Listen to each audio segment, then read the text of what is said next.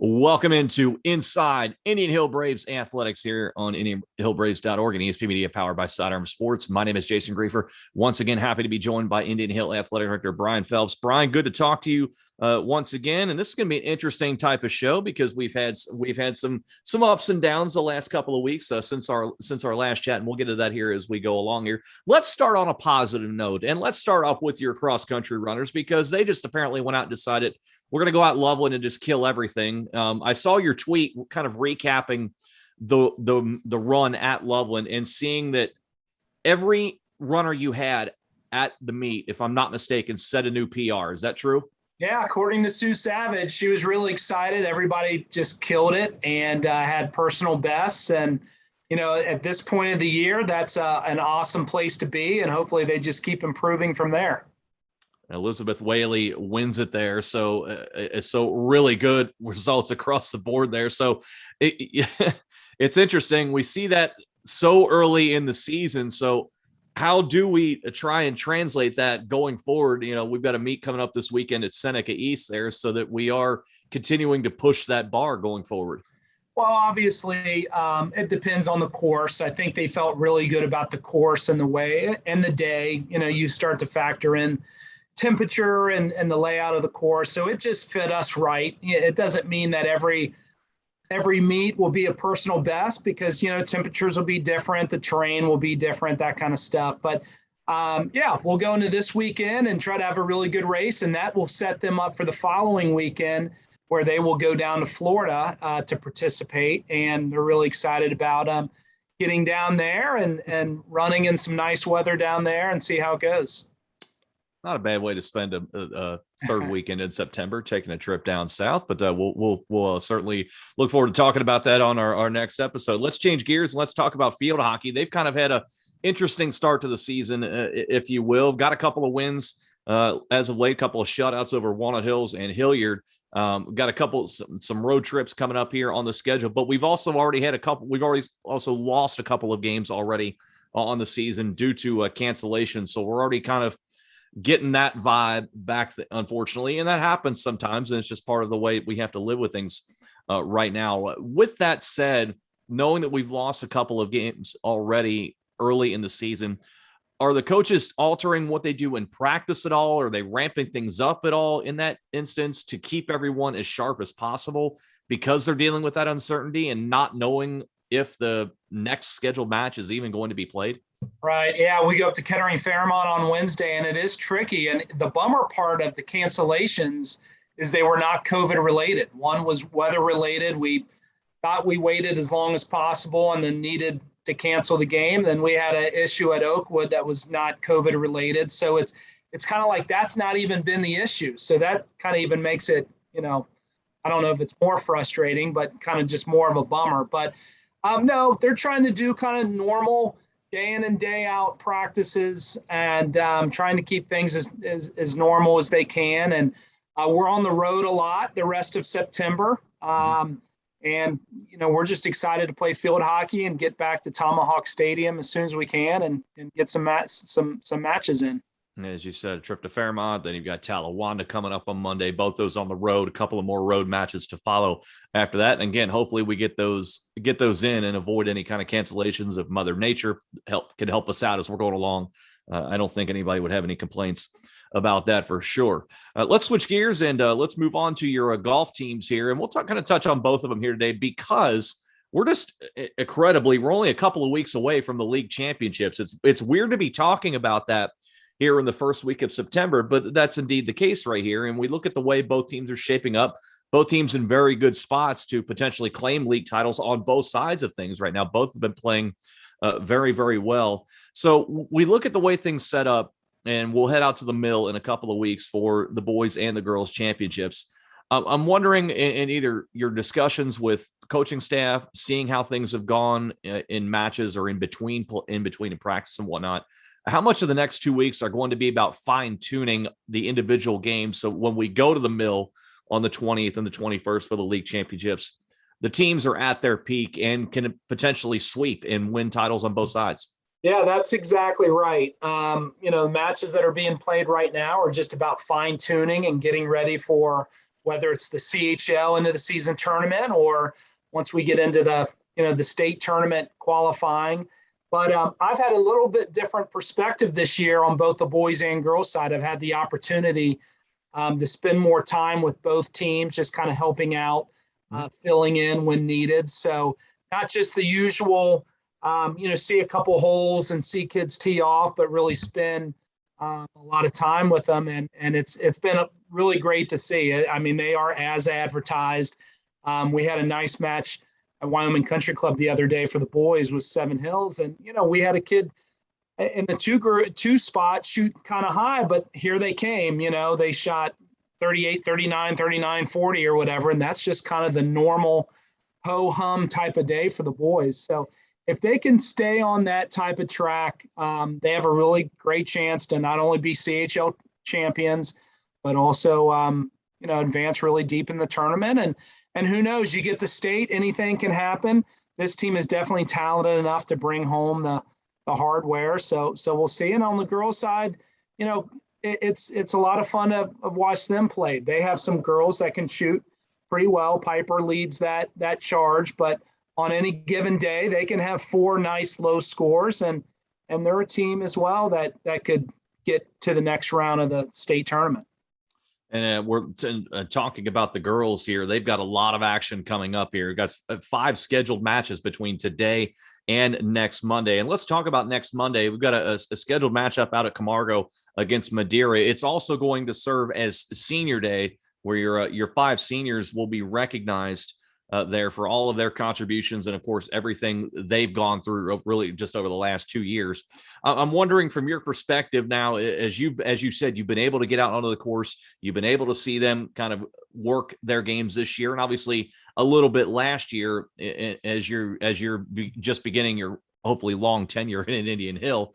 I'm wondering what has stood out to you about these 5 seniors in their development since you've been able to watch them grow from last year into this year as seniors. Yeah, well, it hasn't been that long we've had girls golf or a consistent girls golf team, and they're really the foundation of the program. They're a huge reason of why we are competing at Indian Hill and girls golf, and the success that we're starting to have. And you always love to say seniors lead the way, and I think that's a pretty good way to describe them. That because of them, we have a team, and we need to start doing some recruiting to replace, as you said, 5 seniors. That's a big core of our kids. And, Senior Day is always a special time.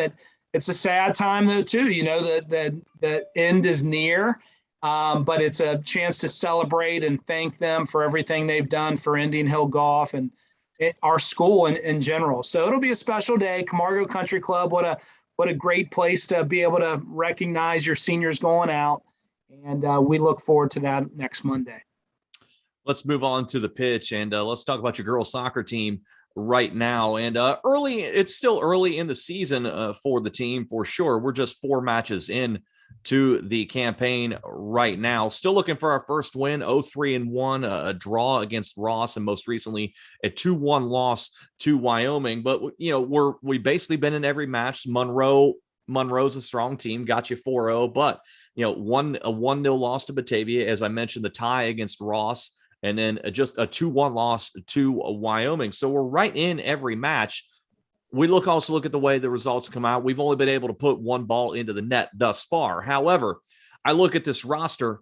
This is a young roster, a lot of sophomores and a lot of juniors. And from what I'm seeing here, seniors are not really present on this roster, so they're having to grow together as they mature as well. What's that been like for the coaching staff to work with a team that is so reliant on sophomores and juniors, especially early on in the season? And is it too early at this point, do you feel, for them to be making maybe any kind of large tactical changes as opposed to just trying to focus on growth and development? Right. So no panic button is being hit yet. And nor I think it will be. As you mentioned, we've played 4 pretty good teams, and the Monroe game got out of hand a little bit, but they've been good games. We've been right in it. We do only have the 1 senior, Annie Isfording. It's a pretty good one to have. And she has the opportunity to lead and help develop these younger kids. But we're excited that we have So many young kids that get varsity experience, and we're still competing at a high level. And we'll have Marymount coming up this week. That'll be another tough one. Our league we know is tough, but we are also starting to get healthy. And you mentioned one ball in the back of the net, and part of that is some of the kids that haven't been on the pitch for us, and that's going to change here soon. And we're only going to continue to get better. And we've got a great coaching staff and a great group of kids. And I'm going to guess that by the time we get to the second half of our season, it feels like a very different team, and we're seeing some of the successes. Are the girls understanding that idea as well, that hey, we know we're not at 100% yet while trying to grow and mature ourselves, that if we stick with it and also get a couple of these key pieces back, that those results are going to start turning, as you said, and into the second half of the year, it may end up being a very different team? Yeah, I think you hope that they see that, but I think that that's kind of a coach's role to help remind them of that. You know, they go out and it's a win or loss, and they're bummed or they're excited, and but I think that yes, they know who's out, they know who's kind of back on the mend, they know how much they will help our team moving forward, and they also know we've started off pretty tough, so. They know the capability that they have, and they know they're not going to be a winless team. Or my guess would be we're not going to be a sub 500 team either, even though we've started off 0-3-1. That we're going to get a turnaround and play some really good soccer before the end of the year. Long way to go in the season to make up that difference, as you said, and get us eventually over 500. Let's move to the boys' side, and they've been off to a nice start, I would say, thus far. They're ranked number one in the area thus far, a 4-0-1, and just came off of beating number 2 Wyoming at Wyoming. So even better now. But they've had some time now to kind of get their legs back after some quick matches early on, and now going to take on Marymount on Thursday. This is not the same Marymount team that we saw a year ago that blew through everyone to win the state title. They're young. They're grinding things out here, but you also have Tippecanoe coming up, Taylor, Seven Hills in the coming weeks as well. And it's interesting to me in seeing the way the team's starting off the way it has. You look at the CHL leaderboard, and it's not peppered with Indian Hill Braves, and that's not necessarily, from my perspective, a bad thing, because you look at, in particular, your keeper Nathan Heilbrunn has only faced 13 shots in 5 matches, which tells me you have a pretty good back line that's not allowing balls to get to him there. Can that be a benefit when you look at a team like this that's as good as it is early on in the year, and yet you don't necessarily have one particular player that other teams can look at and say, if we shut this guy down, we can beat Indian Hill? You don't seem to have that. And that's exactly what I was going to say, that the benefit of having such a strong and deep team really is there's not one focus point in the scouting report. And I think that's exactly when teams look at us, you know, we're getting some really good production out of freshmen. We're getting really good production out of seniors, and then the guys in between. I mean, so we have some really strong young players. Our seniors have been really solid for us as well, especially as you mentioned, that defense. You know, we have some strong leadership in our upperclassmen, but we also have a sophomore back there in Charlie Isfording that is, I think, as good as anyone in the league. So it really is a balanced attack. You know, some of our young guys are the ones putting the ball in the back of the net. And you're right. Yeah, it's not a, hey, we shut down this one preseason All-American and we can beat Indian Hill. It's been a total team effort, and it's been a lot of fun to watch them play, and they've really grinded out some tough wins, and they've started off tough just like the girls. It's been to go up to Dayton Carroll and get a draw at their place, I think really gave the team a lot of confidence as well. And then anytime you go to Wyoming, you know, which is always a great rival game, and to get them on their pitch in a gutty 2-1 victory, they're feeling pretty good. But they also know they've got a lot of tough teams ahead. Everybody in our league will be a tough game, including Marymount, as you mentioned. It's a win we'd really like to get, obviously. And it's kind of a one game at a time right now. 4-0-1 has been great, but that's in the past, and it's what we do moving forward. And, you know, the number one in the city ranking is cool and nice, but it doesn't mean anything if we can't stay on top of the leaderboard and keep getting wins and make a run at the CHL tournament and the state tournament. What have you discussed with the coaches as far as the ability for the boys to produce on the road? As we look at the schedule, you've beaten Roger Bacon at their place 6-1. You talked about the draw with Dayton Carroll, and then going to Wyoming. How much of a shot in the arm have the boys already gotten from themselves and the coaches, knowing that 3 times in a row on the road, we've gone into another place and come out with 2 wins and a draw against 3 really good teams, and the benefit that can have down the road once you potentially get deeper into the state tournament?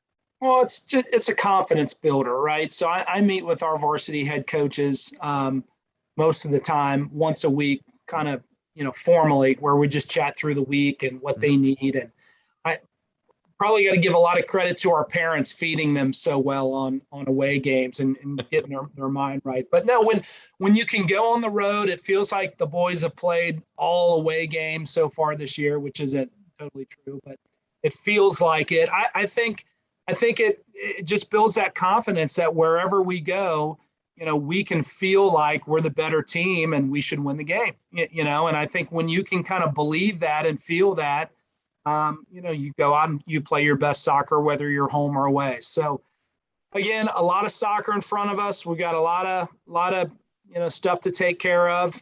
And I think if you were to ask the coaches, we're not where we want to be yet. We haven't peaked, hopefully, and they just take every opportunity to get a little bit better and face the next opponent. Onto the tennis courts we'll move right now, and we look at the way things have gone on the season. It's been up and down for the team, to say the least here. We've gotten some nice wins as of late, but most recently coming up short against Mason. And some folks from the outside perspective may look at the record for the team on the year and say, oh gosh, something's up here with Indian Hill. This is not the normal dominant run we're used to seeing from Indian Hill. But take a look deeper at this schedule. I mean, this is as hard of a schedule as we have seen this team have since we began our conversations here on the podcast last year. And really, you could challenge it against any other school in the area. The gauntlet they've run through thus far here. They've got Marymount, Taylor, and Madeira coming up in league play the next 6 days. So that'll go a long way toward deciding who wins a league championship here. Obviously, your team's still, I'm sure, the overwhelming favorite there. I'm wondering, though, how the girls have handled the grind of this schedule, and also the fact that it's, we've had some losses in a row, then we bounced back with some wins in a row. So it's kind of been a roller coaster ride. How has that been for them? Yeah. So if you put up last year's results to this year's results and just the schedule in general, it's going to look very similar. And last year we were the number 2 team in the state. And I think that, the schedule is the way it is on purpose. We're going to play the very best. As you mentioned, if it's as tough of a schedule in the city as probably anyone, that's by design. So these early matches, a losing to Mason, who is year in and year out one of the best teams in Division I, if not the best team, is all about preparation for later on in the season. Now, we do have some big matches outside of our league. The second round of the Ohio Tennis Coaches Association, which is the team state tournament, we have Chaminade Julian coming up on Friday. We need to get past them, which they're always a strong team. And then we'll take on the winner of Seven Hills and Eaton, and that will kind of show us where we sit from a team state tournament. That's a big deal for us. Yeah. The way tennis works is there's the team state tournament and then the individual OHSAA state tournament. And our goal every year is to do really well in both. We want to be the OTCA Division II state champions, and we want to send our kids on to, have a chance to win individual state championships. So I talked about this with girls soccer. There's no panic button being hit at all for girls tennis. It is a normal type of year for us. We have some really good talent, and we have some really good young kids. We have 0 seniors on this team. And it doesn't mean that this has been a rebuild at all, really. Some of those kids that are on the team were on last year's team as freshmen, and now they're sophomores or juniors. So we continue to be really excited about girls tennis, and they can be really good, and we'll see kind of how it all shakes out. competition has been incredible, and so it's the only way you're going to prepare for the postseason for what you'll eventually see, as you said, in the OCTCA and also the OHSA and the individual competition down the road. We'll be keeping an eye on how they do in the league play though the next week and until we gather on the next episode and see where we stand there. Let's switch gears. Let's move indoors for a moment. Let's talk about volleyball. They opened up league play with a 4-set win at Marymount late last week. So that's a good way to get things going there. Kind of an up and down start to the season. They've been some really competitive matches. We talked about the 5-setter over Country Day on our last episode. Most recently, a tight 4-setter falling to Goshen, but nevertheless, been in really every match thus far. And now we're going to see a stretch here. 7 straight road matches, or 7 straight, league matches, not road matches, league matches coming up here in the next couple of weeks. So again, we're going to find out where we are really quickly here as we head into toward the second half of the season. But one player I want to point out that's been really strong thus far is Michaela Biting, and just the way she's been leading this team thus far. She leads the CHL in blocks. She's 4th in kills, so she's really doing the heavy damage at the net for this team. When she is on and playing at her best, how much better is this team? No doubt. She's the leader of the team. It's, it feels like a pretty young team as well. New coaching staff. I love how they're coming together. It's a great team feel. I think that, to grind out that win over Country Day was good for them. To be able to beat Marymount was really good for them. And, I don't want to say we had low expectations going into the season, because I don't think that's fair to say at all. But we knew where we were or are, and excited to get better every day. And she definitely leads the charge when she's on.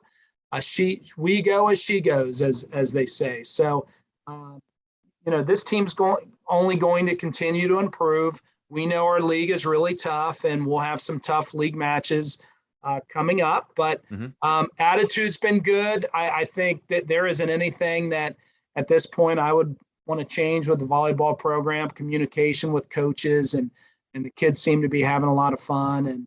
And it's been a good start, and we're just going to keep grinding it out and grow in the process too. But when you got a talented player like Michaela, that can only be an added benefit as things go forward, especially into the meat of the schedule, which they're going to hit in the next couple of weeks. I always like to finish our show every week in the fall talking about football, because I'm normally trying to find different ways to ask you, well, what happened here in another blowout Indian Hill win? It's quite different this season thus far here, as the Braves are off to the first 0-3 start since 2013 with losses to Northwest and to Taft most recently. This is very, very surprising. I'm sure this has caught everyone in the community by surprise, especially given all the long record of success we've had over the last few years. And oh, by the way, you get Wyoming this coming week at their place. They're 3-0 and playing very, very well here. And we've got also have homecoming coming up on the 17th against Marymount. We'll touch on that here in just a moment. But Brian, I'm wondering, from what you've seen and talking to the coaching staff here, what's going on with this team right now that they're 0-3? Yeah. So when we knew, I will say we've taken a little bit of criticism for how easy our schedule's been on the front side of the schedule. And then by the time we get to the end of the year, we haven't been tested. And we did it differently this year. And starting off with McNick, and then Northwest and Taft both gave obviously good efforts. And came out on the winning side of it. But we've been in each of those games. I think the bottom line is this: we're still small school football team, kind of the middle of the pack, and there's not a ton of depth and a ton of numbers right now. And when you start getting some kids banged up, 2 or 3 kids or 5 or 6 kids or whatever we have, make a significant difference of who you can put out on the field. We haven't been in a position where we've had to rely on a lot of young kids on Friday nights. And, I think this will be good in the long run for their development and their experience, but that it's hurting on Friday nights right now. And it just what it is. I know that the coaching staff's excited. to get some guys back soon. I don't know if that means it's this week or in 2 weeks or whatever, but this is not a lost season. Yep, we're 0-3. We're traveling to a really good Wyoming team right now, which we know will be tough. And then the back 6 games of our schedule, I think, are all winnable games. And Wyoming's a great rival. You never know what happens even this Friday night. So I don't think, as I mentioned, the season's lost or anything like that. This is a year that I think we can say it's nice to have 16 teams make the playoffs.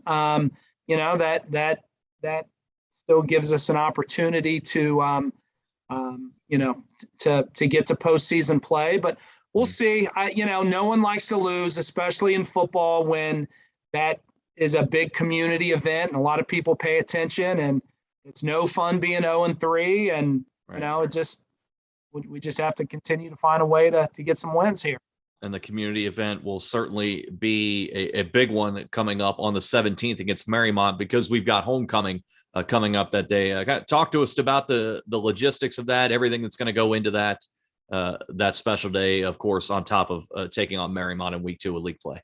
Yeah, what has been a lot of fun, besides not coming out on the winning side, our 2 home games so far have been big community events. We had a booster bash where we had fireworks and we had games for the kids and just an awesome crowd.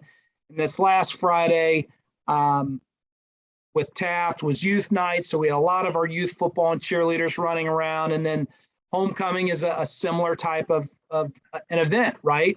Our home side will be packed. People will be coming back to we'll do some of the parade stuff, going down the street, coming into the stadium, and just gives our kids and our clubs and our other teams a chance to be recognized a little bit and to invite the community out. And that is what is a fun, great thing about Friday nights, especially around here, especially when we're somewhat back to normal with outdoor events, that the community comes out. It's a great feel. We'll have kids running around all over the place, and to invite Marymount, which is another friendly rival for us, and a team that it should be a good football game. We're just excited about the night. But whenever you're going to have homecoming or another community event, it just gives us a chance to bring people together and celebrate the successes that we are having and the great school that we are in Indian Hill. So we'll be looking forward to that. And we'll be looking forward to recapping that in a couple of weeks on the next edition of the program here. And but for now, we are out of time here today. So once again, I want to thank Indian Hill Athletic Director Brian Phelps for joining us once again. We'll reconvene here in 2 weeks to talk more here on Inside Indian Hill Braves Athletics here on ESP Media, powered by Sidearm Sports.